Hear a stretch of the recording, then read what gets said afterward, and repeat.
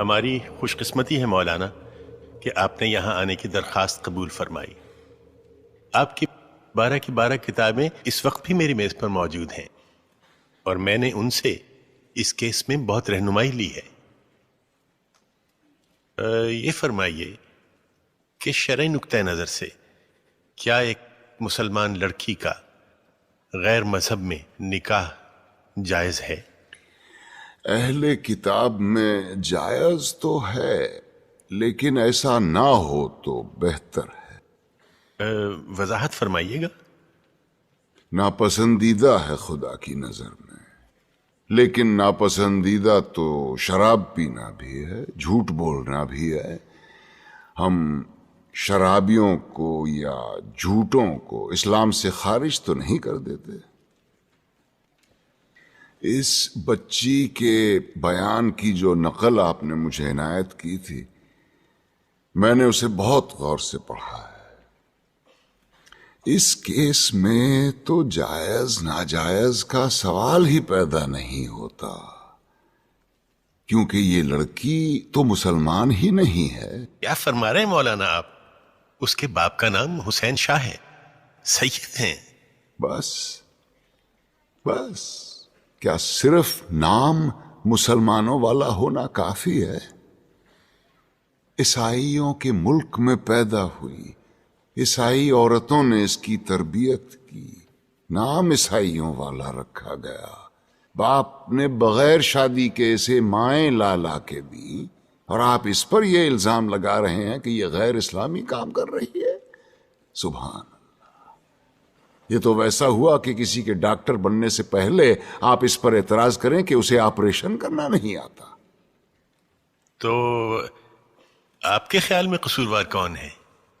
ایک ہیں اس بچی کے والد صاحب، اور دوسرے ہیں ایک محترم مولانا صاحب، جنہوں نے اسلام کی ایک نہایت غلط تصویر دکھا کے اس بچے کو جذباتی کیا اور اسے ثواب کا لالچ دے کے اس سے گناہ کروایا۔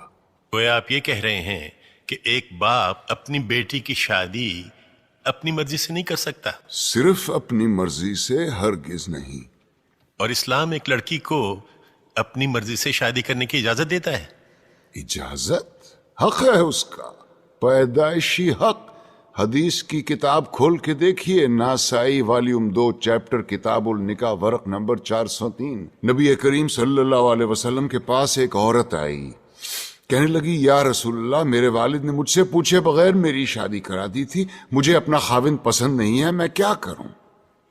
ایک لمحے کا توقف کیے بغیر آپ نے فرمایا میں ابھی تمہارا نکاح ختم کیے دیتا ہوں۔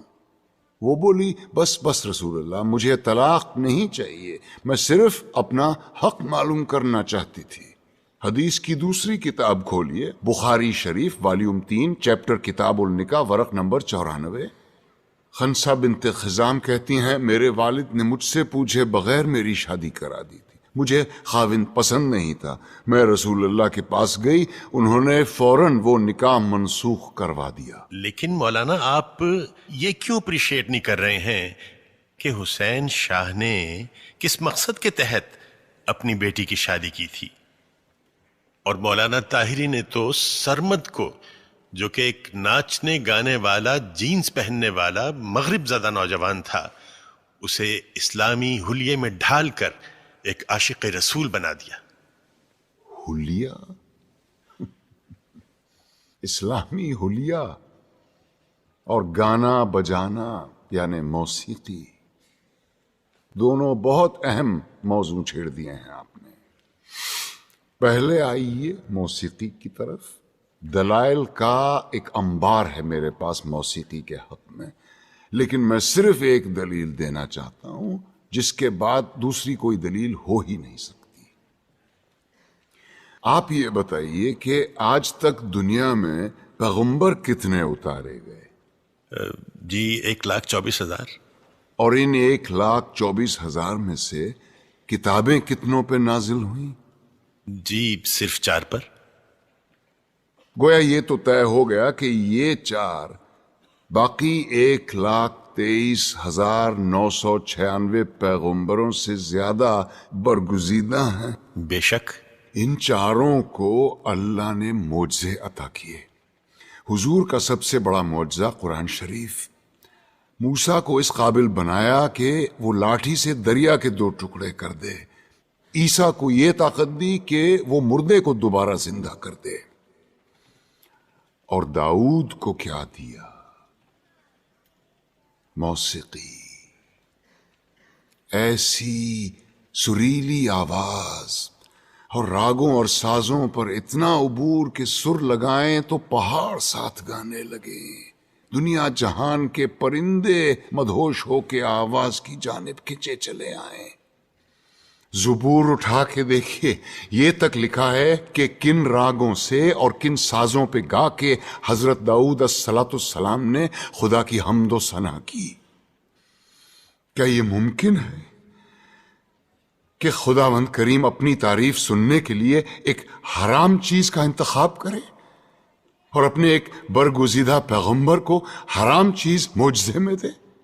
کیا یہ ممکن ہے کہ نبی کریم صلی اللہ علیہ وسلم موسیقی کو حرام بھی سمجھیں اور حضرت عائشہ رضی اللہ عنہا سے یہ بھی پوچھیں کہ بارات جس قبیلے میں گئی ہے وہ انصار ہیں اور انصار موسیقی کے بہت رسیا ہوتے ہیں، کیا تم نے بارات کے ساتھ کچھ گانے والیاں بھی بھیجی ہیں یا نہیں؟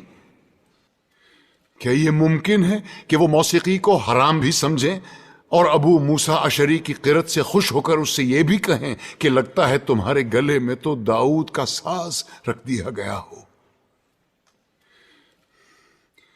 اب آئیے حلیے کی طرف. آپ نے کہا جینز زدہ نوجوان یا اسلامی حلیہ.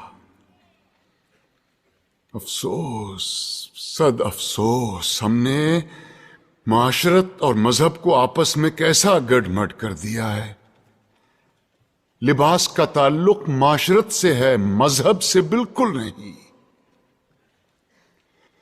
یہ کیسے ممکن ہے کہ ایک ایسا دین جو بقول ہمارے ساری کائنات اور تمام زمانوں کے لیے اتارا گیا، وہ لباس کے لیے کسی ایک خاص یونیفارم پر اصرار کرے؟ پر ہم اتنے معصوم ہیں کہ الاسکا کے برفیلے میدانوں میں یا نیوزی لینڈ کی منجمد پہاڑوں میں بھی اگر کوئی اسلام قبول کرے تو ہم اس سے کہیں گے کہ اسلام کی تعلیمات تو ہوتی رہے گی، پہلے شلوار پہنو اور اسے ٹخنوں سے اوپر رکھو.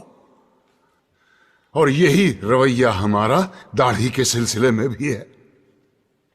لیکن داڑھی تو مولانا آپ نے بھی اتنی لمبی رکھی ہوئی ہے. الحمدللہ، مگر اپنی مرضی سے رکھی ہے. دین نے فرض نہیں کی مجھ پہ. دین میں داڑھی ہے، داڑھی میں دین نہیں. سنت موقدہ ہے، رسول اللہ کی تھی. جو عاشق رسول ہیں وہی داڑھی رکھتے ہیں. بالکل درست فرمایا آپ نے، لیکن داڑھی عشق کا آغاز نہیں، انتہا ہے بیٹے. عشق جب انتہا کو چھوتا ہے تو عاشق کا جی چاہتا ہے کہ وہ بھی دکھنے میں اپنے محبوب جیسا بن جائے.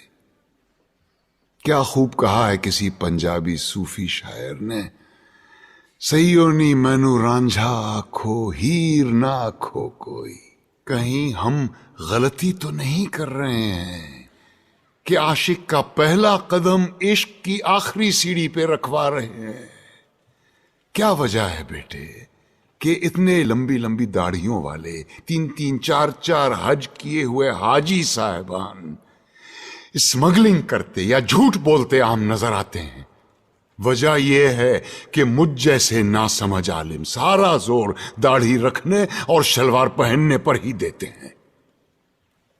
کہیں ہم غلطی سے عاشق رسول کے بجائے عاشق ابو جہل تو نہیں پیدا کر رہے ہیں؟ کیونکہ داڑھی تو ابو جہل کے بھی تھی، لباس بھی وہی تھا جو رسول اللہ زیب تن فرماتے تھے. ترتیب الٹی ہے بیٹے. پہلے ظاہر نہیں، پہلے باطن کو ٹھیک کرو. اندر آگ لگاؤ، باہر خود بخود آئے گی. ورنہ یہی ہوگا کہ لوگ حرام کی کمائی جیب میں ڈالے حلال گوشت کی دکان ڈھونڈتے پھر رہے ہوں گے۔ اسلام یا میوزک اور اسلام یا پتلون میں سے یا نکال دو۔ یہ مت بھولو کہ اس ملک میں اسلام کی سب سے زیادہ خدمت دو ایسے آدمیوں نے کی ہے جن کے داڑھی بھی نہیں تھی اور جو کوٹ پتلون پہنا کرتے تھے، محمد علی جناح اور علامہ اقبال۔ آج تم بڑے فخر کے ساتھ ان دونوں کے نام کے ساتھ رحمت اللہ علیہ لکھتے ہو۔ مقدمے کا فیصلہ کل سنا